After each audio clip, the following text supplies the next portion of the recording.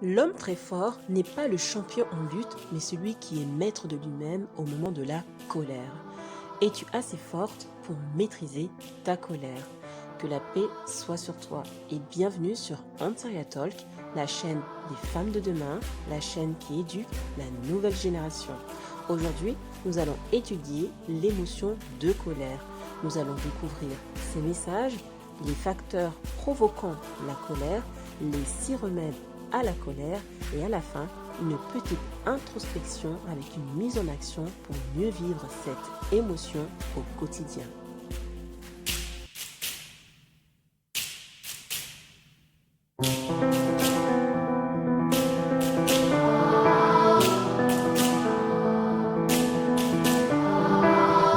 Selon le dictionnaire Larousse, le terme colère est défini comme un état affectif, violent et passager, résultant du sentiment d'une agression, d'un désagrément, traduisant un vif mécontentement et accompagné de réactions brutales. Selon le CNRTL, qui est le Centre national de ressources textuelles et lexicales, le mot colère est défini plus simplement comme une vive émotion de l'âme se traduisant par une violente réaction physique et psychique. Le dictionnaire Littré présente la colère comme un sentiment d'irritation contre ce qui nous blesse. Selon le Littré également, le mot français colère est issu du latin cholera, signifiant bile ou colère. Le nouveau dictionnaire de la langue française, conçu et élaboré par le grammairien français Jean-Charles Lavaux, publié en 1828, présente quant à lui la colère comme une émotion de l'âme et définit le terme comme un accès de fureur causé par une injure entraînant un désir de se venger. En psychologie, la colère est considérée comme une émotion secondaire, liée à une blessure physique ou psychique, un manque, une frustration, et se caractérise généralement par une réaction vive entraînant des manifestations physiques ou psychologiques de la part de la personne concernée, celles-ci pouvant cependant être contenues, voire dissimulées.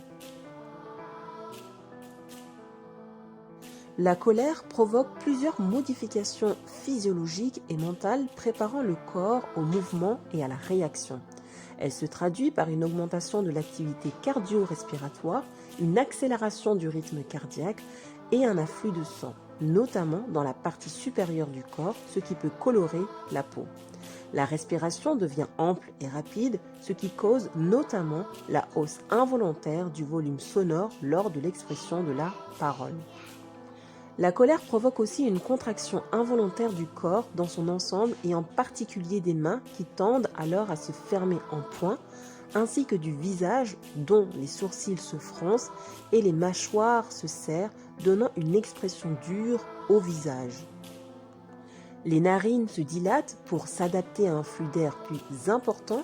Le sujet ressent un échauffement de la peau et le besoin d'agir. La colère, cependant, est le plus souvent de courte durée. Ces signes s'effacent lorsque l'attention se centre sur un objet neutre et ses effets s'estompent. Le sang se dilate lorsqu'on s'emporte contre quelqu'un d'inférieur dont on ressent qu'on a du pouvoir sur lui.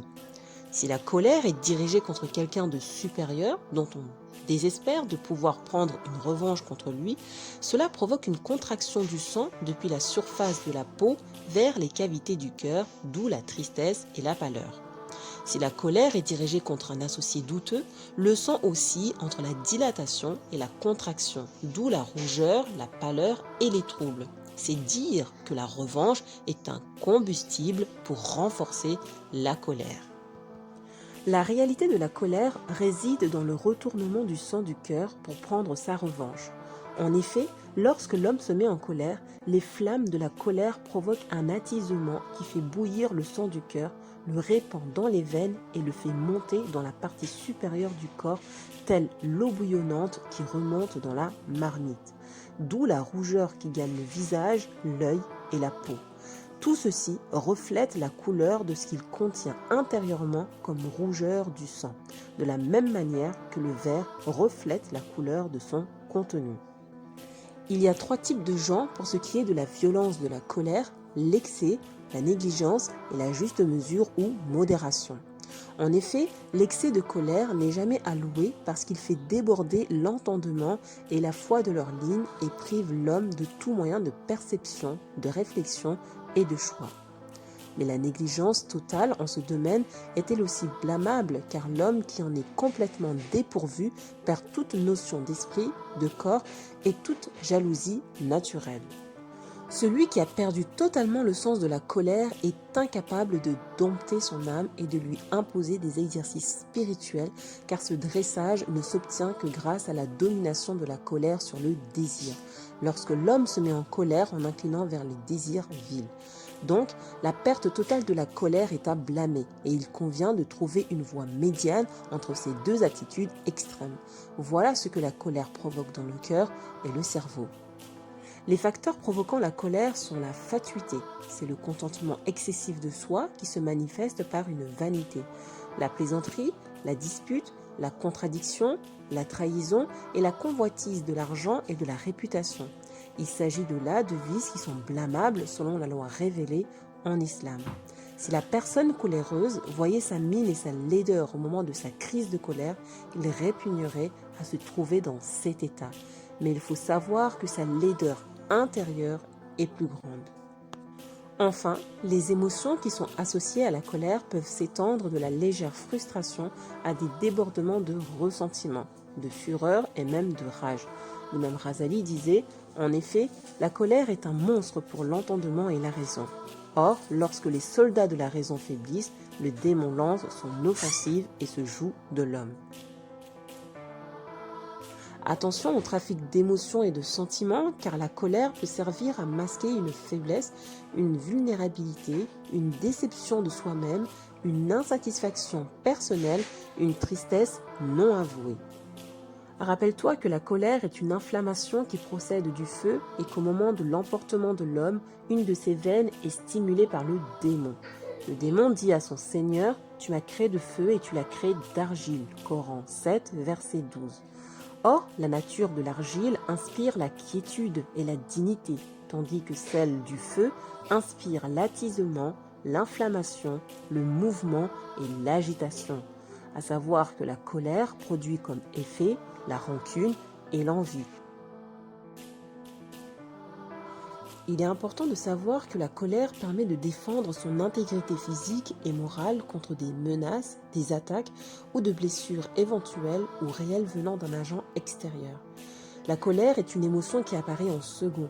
Elle est la conséquence d'une blessure. Pour se débarrasser d'un sentiment de colère persistant, il faut soigner la blessure dès que la menace est passée.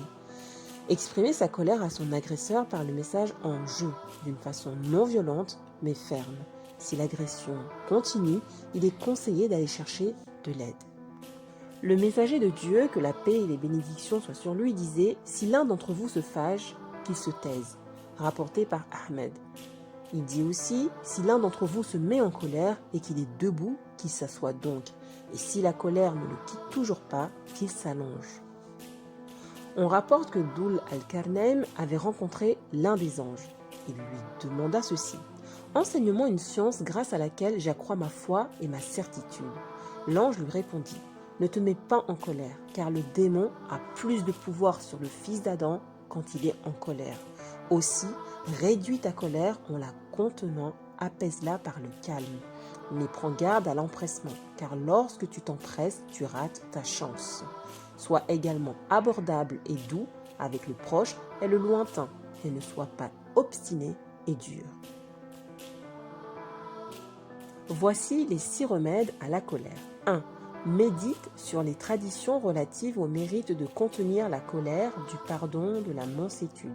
Dans le Coran, sourate 7, verset 199, Dieu dit « Pratique le pardon, ordonne le bien, écarte-toi des ignorants. » 2. Rappelle-toi le châtiment de Dieu et dis-toi « Le pouvoir de Dieu est plus puissant que le mien sur cette personne. Si je vide ma colère sur lui, rien ne me protège du courroux de Dieu contre moi au jour de la résurrection, car j'ai besoin plus que de tout autre de son pardon. » 3. Prends garde contre les mauvaises conséquences de l'hostilité, de la revanche, de la réaction violente de l'ennemi et des réjouissances pour ses propres malheurs, car personne n'est jamais à l'abri des épreuves et des malheurs. 4. Pense à ton image hideuse au moment de la colère. Rappelle-toi que cela n'a rien à voir avec l'éthique du prophète, paix et bénédiction sur lui, et des savants dans leur attitude naturelle pour que ton âme incline à se conformer à eux. 5. Réfléchis à la cause qui te pousse à prendre ta revanche. N'oublie pas que la cause de ta colère est due à l'insufflation de Satan qui te dit. Celui-ci te conduit à l'impuissance, à l'humiliation, à l'avilissement, à la bassesse et te rend méprisable aux yeux des gens. Tu dois dire alors à ton âme, tu répugnes maintenant à endurer et ne répugne pas à la honte et au déshonneur au jour de la résurrection. Si celui-ci s'empare de toi et prend sa revanche, tu prends garde à t'abaisser aux yeux des gens et tu ne crains pas de t'abaisser devant Dieu, les anges et les prophètes. Contiens donc ta colère, car cela te rend grand devant Dieu. 6. Sache que ta colère est due à une chose qui arrive conformément au bon vouloir de Dieu, non conformément à ton propre vouloir par rapport à celui de Dieu. Ceci pour ce qui concerne le cœur. Pour ce qui est de l'action, tu dois garder le calme. Demande refuge auprès de Dieu, modifie ta position, assis-toi si tu es debout et allonge-toi si tu es assis. Il est recommandé d'accomplir aussi les ablutions mineures au moment de la colère. En effet, le prophète, paix et bénédiction, a dit « La colère procède de Satan, et Satan a été créé à partir du feu. Or, c'est l'eau qui éteint le feu. Donc, si l'un de vous se met en colère, qu'il effectue ses ablutions mineures. » Pour ce qui est du fait de s'asseoir et de s'allonger, cela pourrait être recommandé pour que la personne en colère se rapproche de la terre d'où il a été créé, se rappelle de son origine et ressente de l'humilité, ou cela pourrait servir à lui inculquer la modestie, parce que la colère est générée par l'orgueil. Le prophète, que la paix et la bénédiction soient sur lui, a dit que celui qui ressent quelque chose de ce genre colle sa joue par terre. Je t'invite maintenant à faire une courte réflexion sur ce que tu viens d'apprendre sur l'émotion de la colère et pose-toi ces questions. Qu'est-ce qui te met en colère? Liste les personnes ou groupes de personnes qui te mettent en colère et que tu aimerais voir changer. Quelles sont les institutions ou organisations qui te mettent en colère? Qu'est-ce qui crée chez toi un sentiment d'impuissance, de frustration? Quel changement aimerais-tu voir arriver dans le monde? De quelle façon pourrais-tu incarner le changement que tu veux voir en ce monde?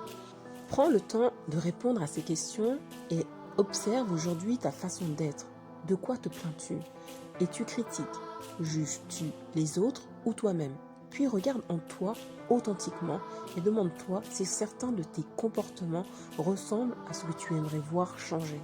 Car si cela te met en colère, c'est que quelque chose existe aussi en toi à ce niveau. Constate simplement et avec bienveillance ce que tu observes et note sur ton cahier de bord ce que tu auras observé et appris. Voilà pour l'émotion de colère. Je te souhaite une bonne réflexion et apprends à maîtriser cette émotion et sois le changement que tu souhaites voir dans ce monde. Que la paix soit sur toi.